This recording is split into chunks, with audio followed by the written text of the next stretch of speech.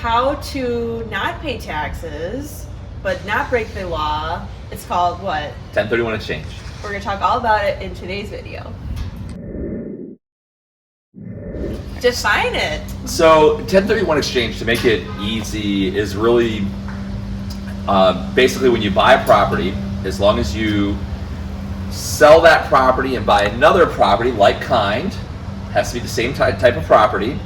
The government has what's called a 1031 exchange. So you use an intermediary that manages that 1031 exchange. The 1031 exchange, so you never actually physically touch the money. It sits in an escrow account. An escrow account with the 1031 exchange company. When you purchase the other property, it allows you to not pay capital gains on the sale of the first property.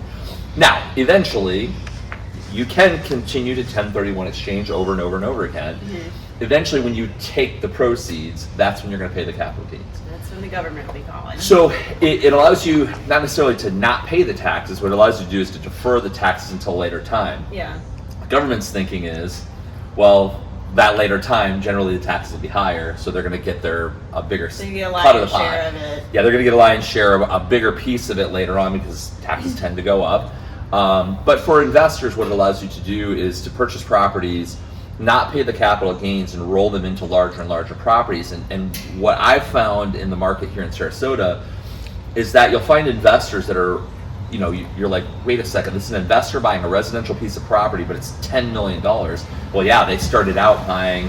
They started off small. With a $500,000, like a $500,000 property, then $1 million, and they just kept 1031 exchanging, and all the profits they didn't have to pay any taxes on because they were continuing to buy like-kind property. So let's talk about what is like-kind, because we hear that a lot. We hear 1031 a lot, and we're so used to throwing this language out, so we want to get down to what that really means. So like-kind, give us an example. So if you're buying, like, for example, if you're going to buy a single-family home that you're going to use as a rental property, keep in mind these properties do need to be some type of investment. So like you can't just buy your single family home, live in it, all year long, not rent it out. It cannot be where you live. Right. So it has to be an investment property. But as an example, if you bought a single family home and you use that and you rented it out to people, Airbnb or long-term care, vacation, however you wanted to do it, when you sold that property, you'd have to buy another single-family home that you're using in the same type of way. It could be just to be clear, you could get a condo into a home or home into a condo, right? Because I think it's like, it still falls into that like kind. I think so, but I'm going to be honest with you, I'm not sure. I'm pretty sure. Like, generally speaking, when I talk to people, I'm like, well, look, is it, you can't take like a lot.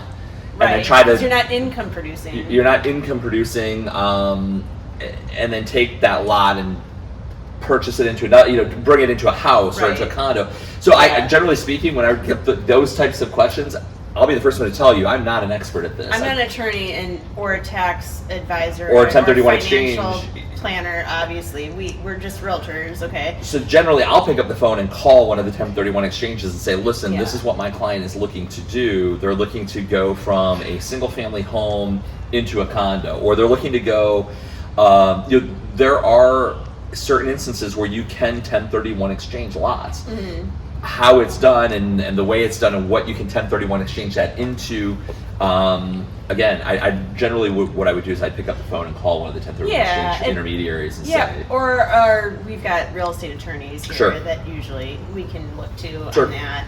I would say, but and also in terms of like moving into the next property, you can also, like, let's say it's $1 million and the property's only $800. You can take that rest of the $200 and you pay on that part of the gain or whatever. Correct. I don't know how they calculate that exactly. It literally is, if you take that $200,000, you're going to pay the capital gains on that $200,000 that you're cashing out. That you're cashing out, but it's going to be based on whatever your income level is. So, like, if you make a lot of money. And you take that $200,000 out, you're going to pay a lot more in taxes, and than the next guy or whoever. Well, usually where people want to talk to their tax professional is sometimes that $200,000 may throw you into the next higher or two higher tax brackets. So you end up paying a lot more money, not just on the $200,000 that you're taking, but on the income that you produced over the year. True. So these are all kind of considerations that you have to take into account. But For example, I have a client right now that purchased a property in Manatee up on the river, paid about 1.5 or a little bit over 1.5 million into it. He's putting 2.5 million into it as an investment. Brand new house. It basically will be. I mean, it's re-engineered, architect redesigned. It's totally redone. His intention is to flip out of it and then 1031 exchange that profit into another property and potentially continue to do so over and over and over again. We like those clients. We love those clients. We are here for it all day long. And we do Yeah. see a good amount of that here just because of our naturally beautiful southwest coastline here. Today's a little bit not so much, but as we wait for Idalia, actually, so we're nearing the end of August here, 2023. But yeah, I love 1031 exchanges. They're fantastic. And generally speaking, the people that are getting involved with the 1031 exchanges are typically investors that are doing this over and over and over again, which for us is obviously a fantastic situation. Right. When you look around at some of the most successful agents in our office, and the one that obviously pops into mind right off the bat is Charles Bucky. Charles has a large handful of, I think, 7 to 10 guys that are investors, and he literally just spends a lot of his time finding great lots that are waterfront or really great lots in great locations for them to build, and then they're 1031 exchanging through all these properties. And some of his guys have, the property 104 Sunset, that was the $25 million. We did a video on that, so check it out. Yes, beautiful. So that beautiful home, that's one of his investors. It's done. It's 1031 exchanging properties and projects that he does every year. So I think for us as realtors, it's these are a great client staff. We enjoy it. They're fun, and they're fun projects. They are. I mean, my investor with the project up on the river, it's a totally new house, and it's a really large property. He'll be into it for somewhere between $3 and $4 million. We plan on listing it at close to $8 million. So there's a huge profit there for him, and there's going to be a lot of money, and he doesn't want to pay the taxes on it. The great way to do it is a 1031 exchange and to defer the taxes. Yeah, and not to divert, but there's going to be a demand for something like that that's so unique and Very. ready and unique and all that good stuff. Sure. I know, back to what you said, I know you mentioned sometimes Charles has people that buys lots. I happen to have one on Gulf of Mexico in the 6,000 block. It's a half acre. Yep, out on Longboat If anybody Key. is in that market and it's ready to get, build your dream home, custom dream home. And that was on the canal, correct? It is. There's 42 feet of water frontage there. Again, not to divert, but we do sell real estate here. Yeah, so it's that would be a great opportunity.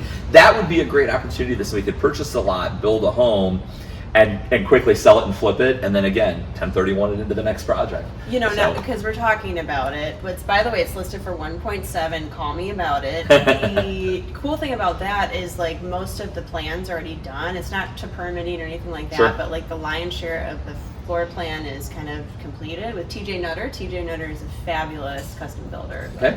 Anyway, back to 1031 exchanges. So I think it's a great option. Yeah, it's a great option. I think that for investors, it really allows you to start small, make some money, not have to pay a huge amount of taxes on it, and to take that money and continue to roll into larger and larger projects.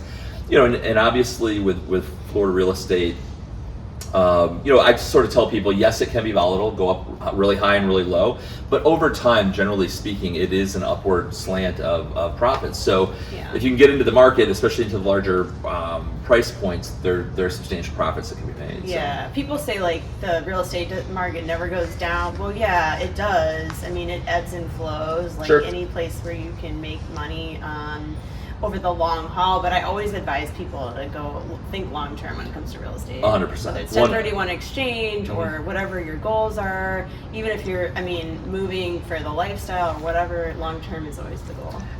Over the long term, if you look at, if you look at properties here in Sarasota County, over time, it has really just been a steady flow upwards. And yes, you had 2008, 9, 2010, where the market just got hammered here in Florida. Right.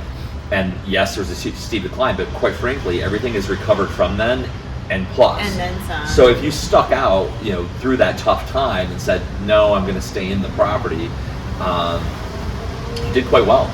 Tough times create tough people, right? Yeah. We've definitely been through some tough times.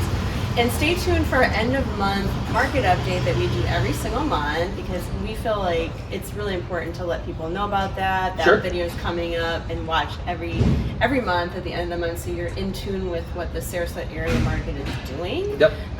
Thank you for watching. We want to hear from you. Absolutely. We want you to call us, text us, email us. If you just want to talk about the market, although the videos are great, there's nothing like, face-to-face conversations. Sure. We want to come to your homes and give you an accurate update on your equity, right? So, for example, Zillow, if you look on Zillow, sometimes it's dead on. A lot of times it's really off, either really too high or really low.